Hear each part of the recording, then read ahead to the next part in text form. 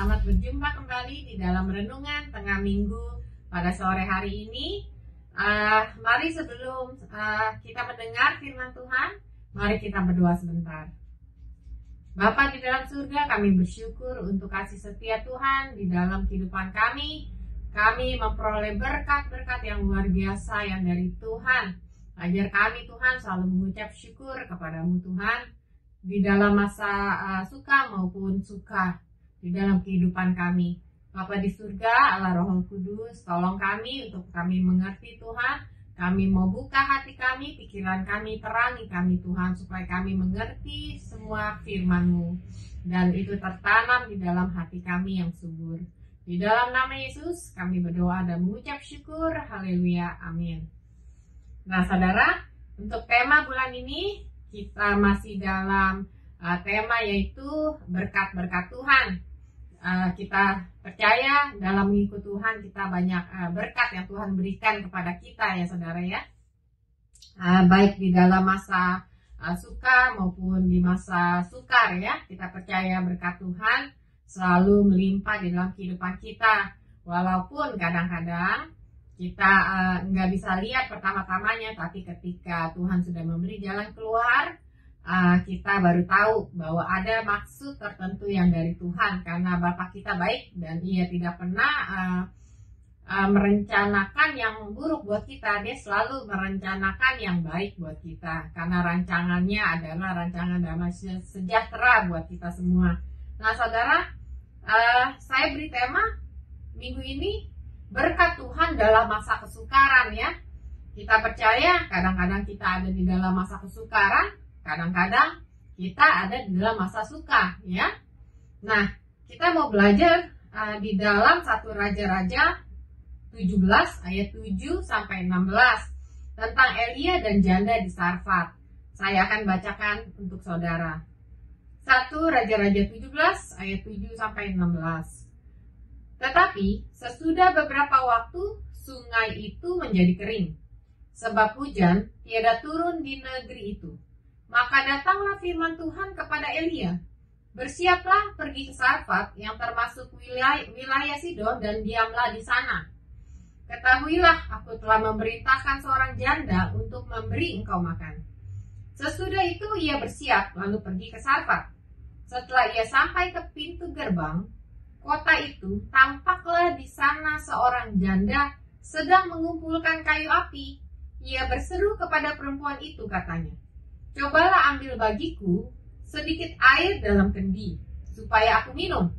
Ketika perempuan itu pergi mengambilnya, ia berseru lagi, cobalah ambil juga bagiku sepotong roti.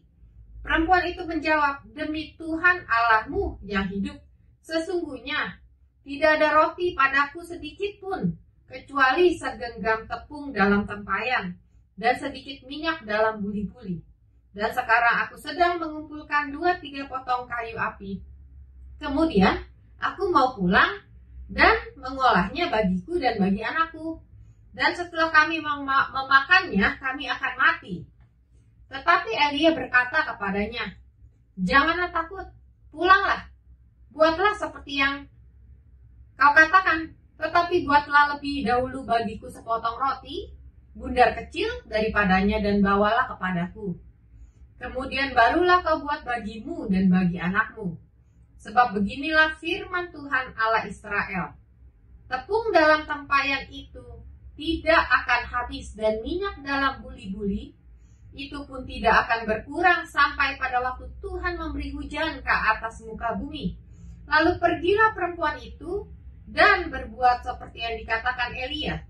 Maka perempuan itu dan dia serta anak perempuan itu mendapatkan makan beberapa waktu lamanya. Tepung dalam tempayan itu tidak habis dan minyak dalam buli-buli itu tidak berkurang, seperti firman Tuhan yang diucapkannya dengan perantaraan Elia. Nah, berkat Tuhan di dalam masa kesukaran. Ya, saya beri judul itu tentang Elia dan janda di Sarfat ya. Kita tahu kadang-kadang kita sedang dalam masa-masa sukar saudara ya. Kadang-kadang kita suka dalam masa suka, kadang-kadang kita dalam masa yang sukar. ada problem atau masalah di dalam kehidupan kita yang kita nggak bisa hindarin dari hidup ini, karena memang itu adalah seizin Tuhan untuk mengasah kita. Atau seperti kita dalam masa kekeringan di mana nggak ada jalan keluar, kita nggak tahu kita harus berbuat apa ya saudara ya. Demikian juga halnya di dalam keluarga kita, maupun sakit penyakit, kita kehilangan saudara kita, papa mama kita, ataupun orang yang terdekat-dekat kita, ataupun kita dalam keadaan situasi finansial yang kita bikin kita pusing, kita kehilangan pekerjaan, atau kita dalam keadaan kesepian, depresi, atau hal banyak sekali masalah-masalah yang Tuhan izinkan terjadi di dalam kehidupan kita ya saudara.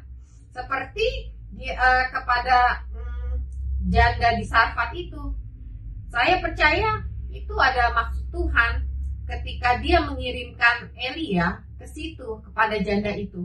Karena saya percaya Tuhan tahu janda itu memang tidak mempunyai makanan untuk memberikannya kepada Elia. Kenapa Tuhan tidak mengirim Elia kepada seseorang yang cukup ya saudara ya? Tetapi kenapa spesifik dia mengirim Elia ke situ untuk menemui janda di Sarfat itu yang sedang kekurangan, yang tidak ada pengharapan ya saudara ya?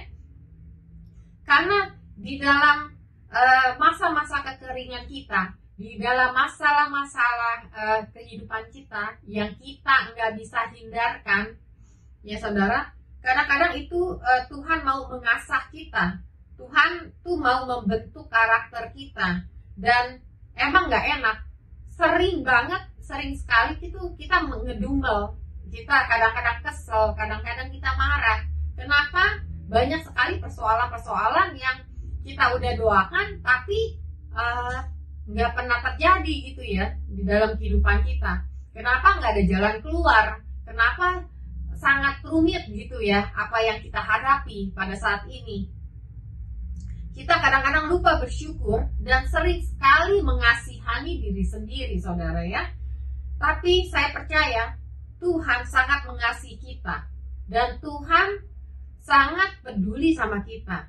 Seperti janda di Sarfat ini saudara, dia tahu ya janda ini sangat kekurangan ya, dan dia mengirimkan Elia kepadanya. Nah, memang Tuhan selalu, karena Tuhan sayang sama kita, Tuhan personally mengenali kita satu persatu anaknya, dan dia tahu kita dalam keadaan bagaimana pada saat ini saudara ya. Dia sering sekali memakai orang untuk menolong kita ya saudara. Dan pada waktunya ia akan memberikan kita berkat yang kadang-kadang kita nggak bisa pikirkan saudara ya, melalui masalah kita. Nah, saudara-saudara, kita mau belajar dua hal di dalam ayat ini ya. Nomor satu adalah Tuhan itu tidak pernah melupakan kita. Karena apa saudara? Karena kita sama anak sendiri aja kita sangat perhatian, apalagi Bapak kita yang di surga. Bapak kita di surga tuh sangat perhatian sama kita. Dia tahu bagaimana keadaan kita ya. Kadang-kadang kitanya yang malah melupakan Tuhan, tapi Tuhan tidak pernah melupakan kita. Di dalam 2 Petrus 3 ayat 8 dikatakan begini saudara. Akan tetapi saudara-saudaraku yang kasih, yang satu ini tidak boleh kamu lupakan, yaitu bahwa di hadapan Tuhan satu hari itu sama seperti 1000 tahun, dan 1000 tahun itu sama seperti satu hari. Nah, kadang-kadang kita maunya waktu Tuhan untuk menolong kita tuh cepat, secara ekspres, karena kita nggak mengerti, karena kita maunya secara instan. Tapi saudara, Tuhan tuh tahu yang terbaik buat kita. Berkat Tuhan tuh kadang-kadang nggak bisa dimengerti deh. Apa yang kita nggak pernah pikirkan, seperti yang terjadi di dalam janda Sarfat ini, yang akhirnya dia mendapat kelimpahan, yang dia di dalam masa kesukaran, dia udah saatnya dia bilang, saya udah nggak bisa lagi nih Tuhan, saya cuma punya segininya gitu ya. Dan ketika dia mau memberikannya kepada Elia, aku dan anakku akan mati. Ia tahu itu, saudara. Tapi Tuhan tidak pernah melupakan janda ini. Demikian juga Tuhan tidak pernah melupakan saudara dan saya. Karena 1000 tahun itu seperti satu hari bagi Tuhan. Dan ia tidak pernah melupakan saudara dan saya. Ya, Tuhan tidak pernah lupa dan ia sangat mengetahui segala sesuatu keadaan kita.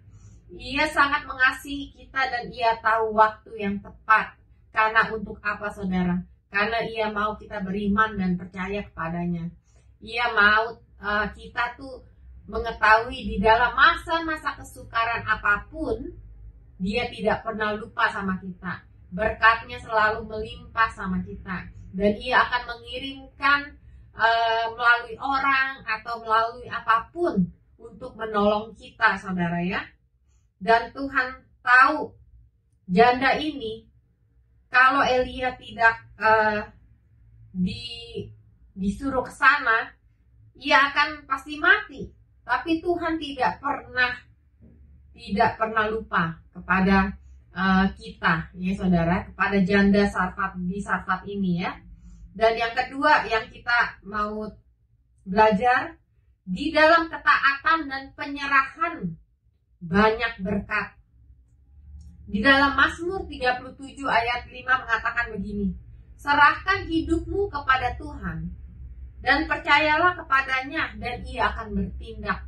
Seperti janda Sarfat ini, saudara, ia taat.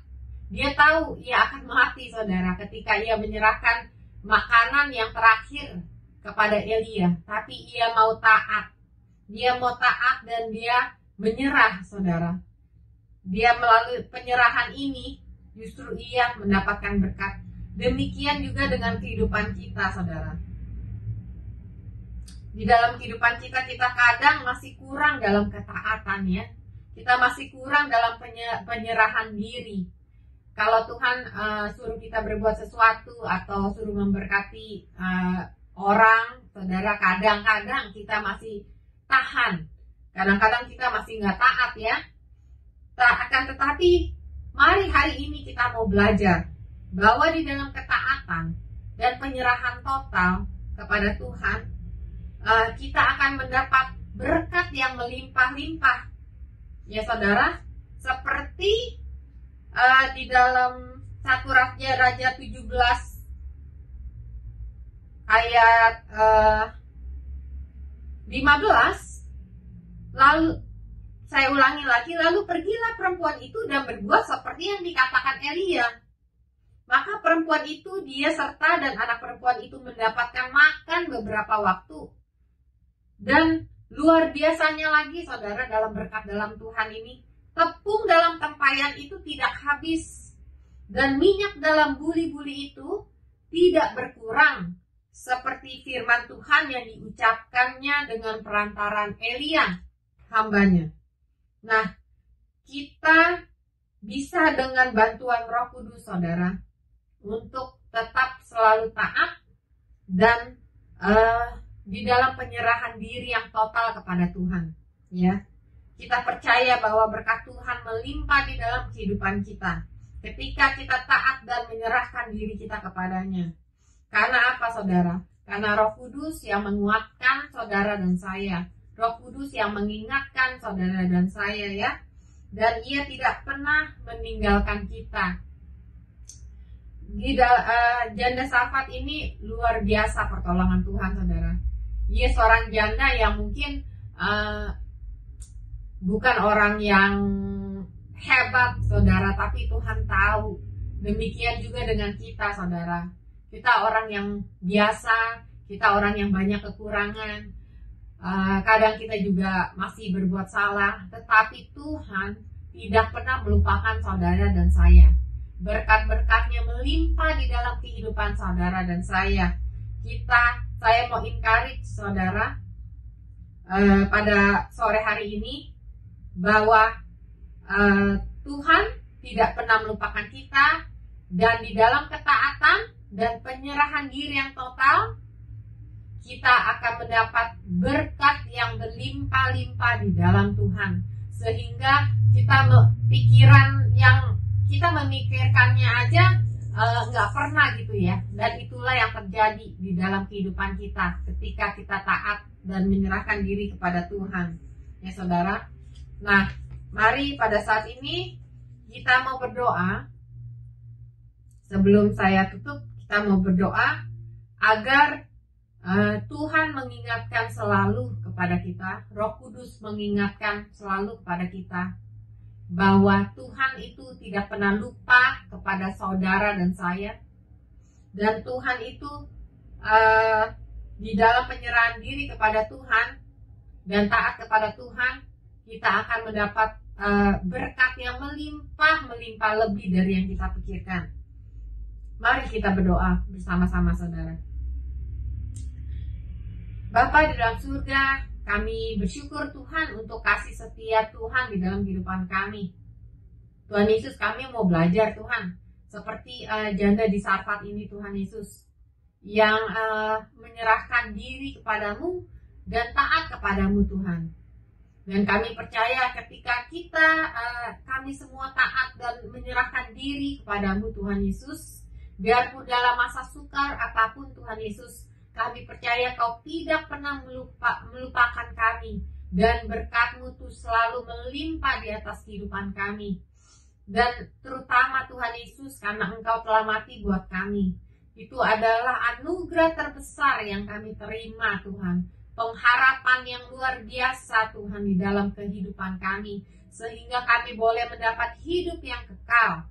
Terima kasih Bapa. Kami bersyukur kepadamu. Ingatkan kami selalu bersyukur kepadamu. Di dalam nama Yesus kami berdoa dan mengucap syukur. Haleluya. Amin. Selamat sore saudara. Tuhan Yesus memberkati.